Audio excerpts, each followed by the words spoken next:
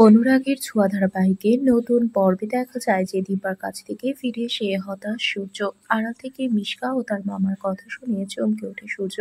জেনে গেল মিশকার ছেলের কিছুই হয়নি। ছেলের অসুস্থতার মিথ্যে নাটক করে সূর্যকে সোনা ও রূপার কাছ থেকে দূরে সরিয়ে রাখতে এবং দীপার সাথে দূরত্ব বাড়াতেই এই সব নাটক। সবটা শুনে সূর্য সিদ্ধান্ত নিয়েছে এবার সে কি করবে। আর দেরি না করে মাকে সবকিছু জানাতে চায় সূর্য। এদিকে উর্মির কথা শুনে অর্জুন মুখে হাসি রেখে কথা বললেও হৃদয়ে রক্তক্ষরণ হচ্ছে তার। উর্মিকে বলে যা ঘটেছে সেটা নিয়তি। নিয়তির কাছে আমাদের কোনো জোর খাটে না। আমরা চাইলেই তো পরিবর্তন করতে পারবো না। তবে দীপা কিন্তু ডাক্তার সূর্যকে খুব ভালোবাসে। উর্মি বলে দিদি তো আর জানে না তুমি কতটা ওকে ভালোবাসো। আর দিদি যদি একবার জানতে পারতো তুমি দিদিকে কতটা ভালোবাসো, তাহলে তো ও নিজের জীবন দিয়ে তোমাকে ভালোবাসতো। আর আমার দিদি তো তার স্বামীর জন্য নিজেকে উজাড় করে দেবে, এটাই স্বাভাবিক। কারণ ও একজন আদর্শ নারী। ঠিক সেই সময় দীপা সেখানে চলে এসেছে। দীপাকে দেখে চমকে ওঠে অর্জুন ও উর্মি। তাহলে কি সবকিছু শুনে ফেলেছে দীপা?